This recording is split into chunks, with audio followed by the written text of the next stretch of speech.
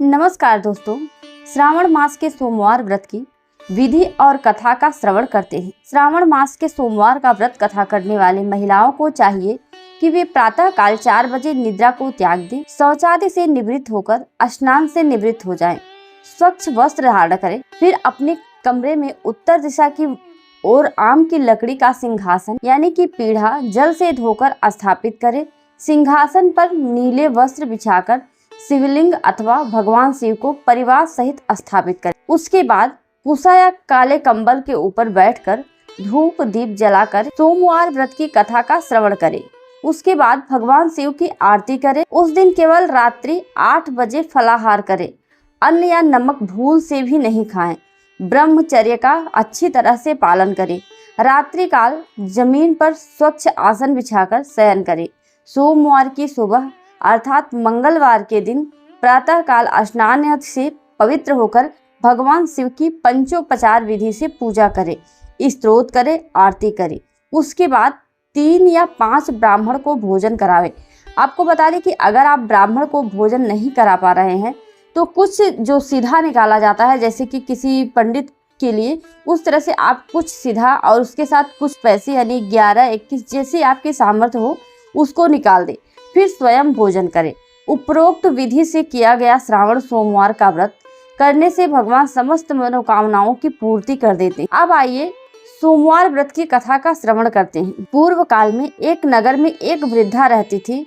उसके परिवार में एक पुत्री और 2 पुत्र थे। लड़के दोनों बड़े थे, परंतु किसी का भी विवाह नहीं हुआ था।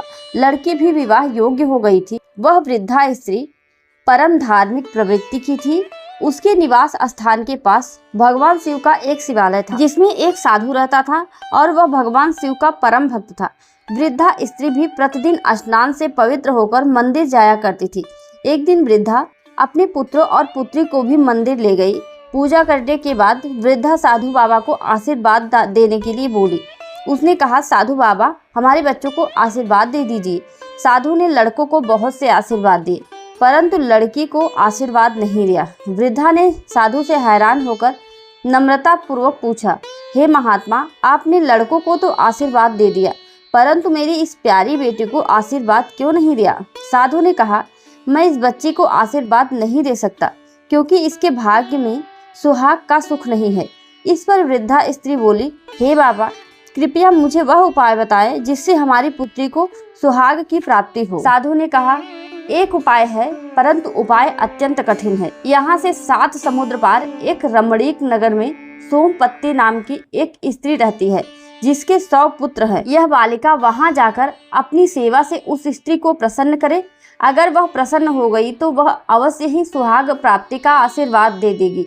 साधु के कथनानुसार वह वृद्धा स्त्री परिवार सहित भगवान शिव के सहारे घर से निकल पड़ी। 6 समुद्र उसने भगवान शिव की कृपा से आसानी से किश्ती में बैठकर पार कर लिए। 7वें समुद्र में कोई किश्ती नहीं थी। वे सभी भगवान शिव से समुद्र पार कराने हेतु प्रार्थना करने लगे। भगवान शंकर की कृपा से उन्हें वहां एक पेड़ दिखाई दिया। पेड़ के ऊपर एक हंस बैठा था। हंस ने उनसे कहा, मैं इस पेड़ के पत्तों से आप लोगों के लिए एक बेड़ी यानी किश्ती बनाकर देता हूँ। उस पर सवार होकर वृद्धा परिवार सहित 7वें समुद्र को पार कर गई।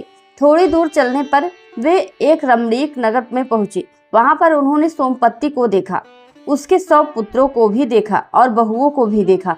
उसके बहू बेटे सभी अलग अलग रहते थे।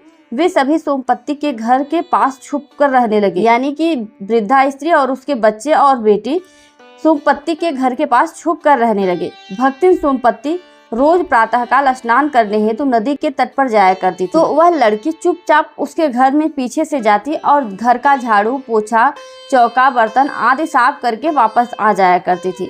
स्नान करके जब भक्तिन सोमपत्ती वापस आया करती थी तो घर की साफ सफाई देखकर हैरान हो जाया करती थी और सोचती थी कि ऐसा कौन कर जाता है। ऐसे ही महीनों बीत गए। एक दिन किसी कारण से सोमपत्ती की नींद देर से खुली, परंतु वह लड़की अपने नियमानुसार उसके घर की साफ सफाई करने आ पहुंची और अपना नित्य कार्य करने लगी। सोमपत्ती ने देखा और कहा, यहाँ पर किस लिए आई हो? तुम्हें क्या चाहिए? सोमपत्ती के वचनों को सुनकर लड़की उसके चरणों में गिर गई। सोमपत्ति ने अर्ध निद्रा में ही उसको आशीर्वाद दे दिया, बेटी दूधवती, पुत्रवती, सौभाग्यवती हो। आशीर्वाद प्राप्त कर लड़की ने जब सिर उठाया तो सोमपत्ति ने देखा कि इसके भाग्य में तो सुहाग का सुख है ही नहीं, परंतु मैंने तो इसको आशीर्वाद दे दिया, यह कैसे होगा।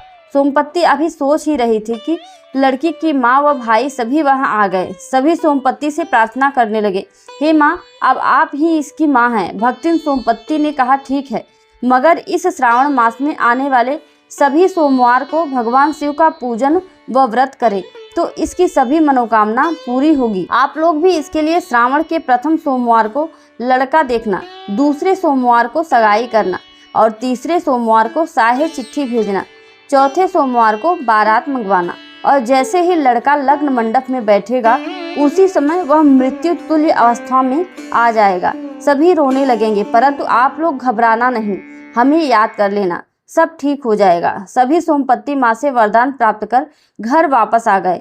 माँ सोमपत्ति के कहे अनुसार वह लड़की श्रावण मास का सोमवार व्रत करने लगी। श्रावण के प्रथम सोमवार को उसकी माँ व भाइयों ने लड़का देखा, दूसरे सोमवार को धूमधाम से सगाई की, तीसरे को शाही चिट्ठी भेजी और चौथे सोमवार को गाजे बाजे के साथ बारात आ गई। जब लड़का लग्न का समय आया तो लड़के को लग्न मंडप में जैसे ही आसन पर बैठाया गया वैसे ही लड़का मृत्यु अवस्था में आ गया। लड़की मन ही मन भगवान शंकर और पार्वती को याद करने लगी कि हे भोलेनाथ, कृपा कर मेरे सुहाग को जिंदा कर दो। लड़की की माँ व भाई परिवार सहित माँ सोमपत्ति को याद करने लगे। उनकी पुकार माँ सोमपत्ति के कानों तक जा पहुंची। उसी समय माँ सोमपत्ति ने अपने सभी बहुओं और पुत्रों पर जल छिड़ककर उन सभी को सुला दिया। उनको सुलाने के बाद वह अपने पड़ोसन के पास गई और कहने लगी कि कोई भी हमारे पुत्रों और बहुओं को नहीं जगाएगा, अगर कोई जगाएगा या कोई जाग गया तो वह मर जाएगा। इतना कहकर सोमपत्ति वहां से चल पड़ी। सोमपत्ति ने अपने 100 पुत्रों और बहुओं की आयु में से थोड़ी थोड़ी आयु जल के रूप में उस लड़की के सुहाग पर छिड़ककर उसको जीवित कर दिया। लड़के जीवित होते ही शादी की रस्में पूरी की गई। सभी प्रसन्न हुए। शादी संपन्न होने के पश्चात माँ सोमपत्ति से आशीर्वाद लेकर लड़की की डोली को विदा की गई। उसके बाद माँ सोमपत्ति अपने नगर को चली गई। वह लड़की प्रतिवर्ष श्रावण मास के सोमवार का व्रत करने लगी। उसके परिवार में किसी वस्तु की कमी न रही। वह सभी खुशी पूर्वक जीवन व्यतीत करने लगे। भगवान शिव ने जिस तरह उस लड़की के सुहाग को जिंदा किया, उसी तरह से सभी के सुहाग को अमर करे। बोलिए शंकर भगवान की जय, बोलिए सभी देवी देवताओं की जय।